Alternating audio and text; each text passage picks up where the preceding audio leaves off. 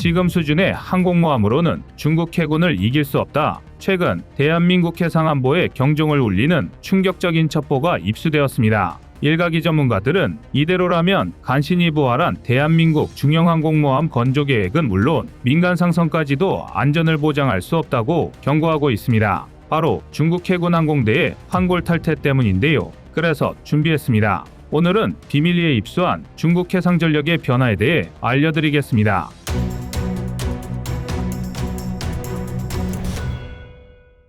현존하는 태평양의 가장 강력한 전력이 대한민국을 찾았습니다. 보다 구체적으로는 배수량 9,800톤의 타이콘데로가급 유도탄 순양함 벙커1과 배수량 9,200톤의 웨이니 메이어를 포함한 이지스 구축함 4척, 핵추진 잠수함 2척, 군수지원함 2척 등 제11 항공모함 강습사단이 지난 3월 28일 부산항을 통해 입항했습니다. 비록 제11 항모강습사단이라는 이름으로 묶여있지만 각 함정 하나하나가 웬만한 중소국가의 기함이라고 불러도 손색 없는 전력인데요. 하지만 이 중에서도 역시 최강이라는 이름이 아깝지 않은 건 배수량 16,600톤의 슈퍼캐리어 니미츠입니다. 현용 전력으로는 현재 전 세계에서 오직 미국만이 보유한 슈퍼캐리어는 만재 배수량이 8만에서 11만 톤에 달하는 초대형 항공모함을 말하는데요. 실제로 그 규모는 공군기지 하나가 통째로 바다에 떠다니는 수준입니다. 당장 니미츠함만 봐도 길이 332.8m에 폭 76.8m에 육박합니다.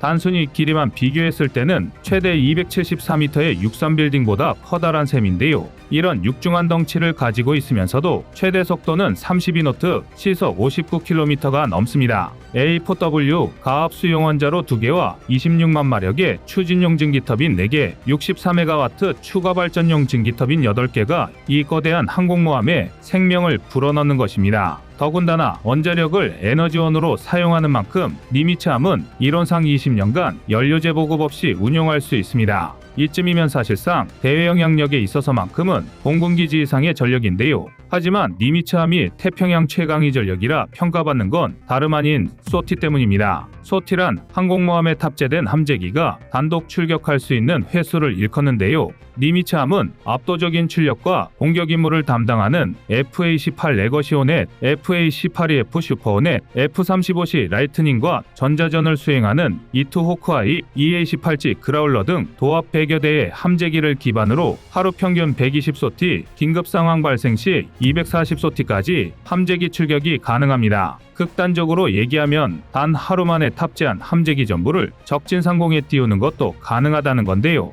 신속하고 강력한 군사력 전개야말로 항공모함의 존재 이유라는 걸 감안하면 소티야말로 항모의 성능을 대변하는 척도라 할 수 있습니다. 오죽하면 국내에서도 다수의 군사 관계자들이 한국형 항공모함의 청사진을 그릴 때 니미츠급, 제럴드 R 포드급 항공모함을 참고하는데요. 항공모함이라는 개념을 버리지 않는 이상 궁극적으로는 미 해군의 현용 항공모함을 목표로 할 수밖에 없기 때문입니다. 그리고 바로 그렇기 때문에 제11 항공모함 강습사단과의 연합훈련은 대한민국 해군 미래에 상당히 중요한 기회인데요. 그런데 꼭 대한민국의 성장을 가만히 두고 보지 못하고 발작하는 나라가 있습니다. 그렇습니다. 이번에도 중국입니다. 중국은 니미츠함 부산항 입항부터 성명을 내며 불만을 표시하더니 한미연합훈련 시기에 맞춰 레나이급 미사일 구축함 2척, 보급함 1척 등 총 4척의 함정을 동원해 대한해협을 관통하는 등 도발 행위를 자행했는데요. 그런데 사실 이 정도의 도발은 예상했던 수순입니다.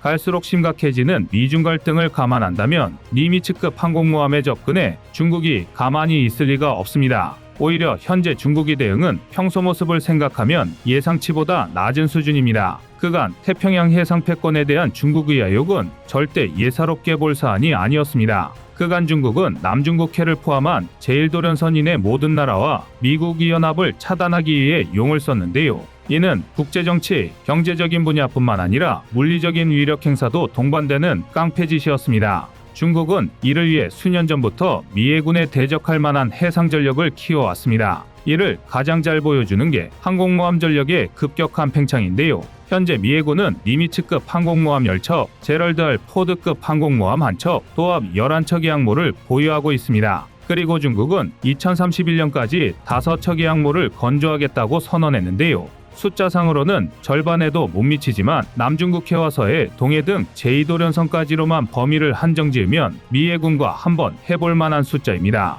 게다가 중국은 이미 001형 야오닝함과 002형인 산둥함을 취역시켰고 지난 2022년에는 003형인 푸제남까지 진수 취역을 준비하고 있습니다. 또한 그 성장 속도가 경악스러울 정도로 빠른데요. 취역 일자로만 따지면 야오닝함은 2012년, 산둥함은 2019년에 취역했고 푸제남은 2023년 취역이 유력합니다. 각각 7년, 3년 순으로 건조 속도가 점점 빨라지고 있는데요. 아닌 게 아니라 중국 해군은 이 속도를 앞세워 총 340척의 함정을 보유하면서 300척을 보유한 미 해군의 총수량을 앞지르고 있습니다. 여기까지만 본다면 중국의 해상 골기는 좌시할 수준이 아닌데요.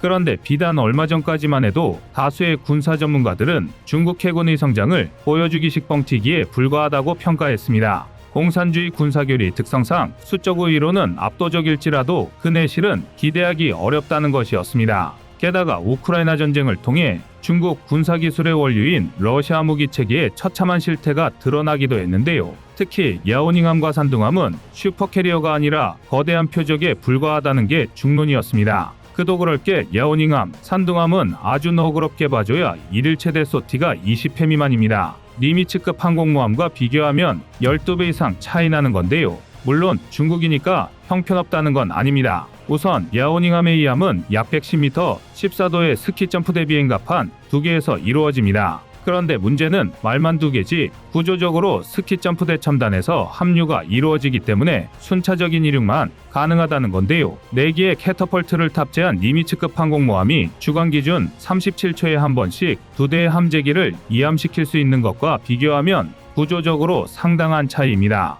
그리고 무엇보다 함재기 젠15가 가장 큰 문제인데요. 젠15의 기본 중량은 무려 27톤에 육박합니다. FA-18EF의 최대 이륙 중량이 약 30톤이라는 걸 생각하면 정말 엄청나게 무거운 건데요. 이 때문에 젠15를 야오닝함에서 운용할 경우 공대공 미사일 2발이 무장의 한계입니다. 또 그런 주제에 엔진 출력은 약 260kN에 불과해서 해상 상태가 완벽히 맞아떨어지는 게 아니라면 이함 자체가 상당히 불안정한데요. 전문가들은 젠15 정도의 무게라면 F-35BC와 같은 550kN급의 엔진 출력이 필요하다고 분석하고 있습니다. 즉, 정리하자면 구조적인 문제부터 함재기의 부족한 성능까지 야오닝함은 첫 번째 항공모함 이상의 가치를 가지기 어려운데요. 이는 야오닝함의 구조를 그대로 답습한 산둥함 또한 마찬가지입니다. 이쯤이면 차라리 없는 이만 못한 수준인데요. 하지만 중국의 경우는 조금 다릅니다. 지난 2022년 대만 봉쇄 사건만 봐도 알 수 있듯이 성능을 떠나서 야오닝함, 산둥함은 중국 해군의 최대 선전 매체입니다.